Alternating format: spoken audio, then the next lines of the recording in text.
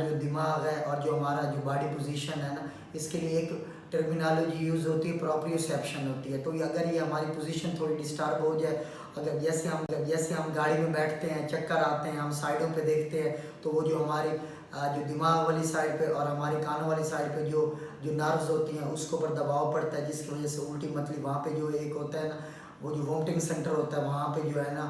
दबाव पड़ता है, सिग्नल वहाँ पे जाते हैं, जिसकी वजह से वोमिटिंग स्टार्ट हो जाती है। अब ये कॉमन मसला है और कई लोग का ट्रिप ज़ाया हो जाता है, लोग घूमना फिरना चाहते हैं, गाड़ी में सफ़र करना चाहते हैं, उसकी सबसे बड़ी वजह ये होती है कि इसी जो वोमिटिंग, वो कहते हैं कि ड्राइवर के ऊपर नहीं बैठ सकते, हाईएस्ट पे बैठना, इवन की गाड़ी पे बैठना उनके लिए मुश्किल हो जाता है। तो ये एक कॉमन इशू है और इसका प्रॉपर इलाज भी मौजूद है। इसके लिए सबसे पहले हमने वेट करना होता है, उनका वज़न चेक करना होता है कि किसी मेडिसिन से कोई एलर्जिक रिएक्शन तो नहीं हो जाता, उनका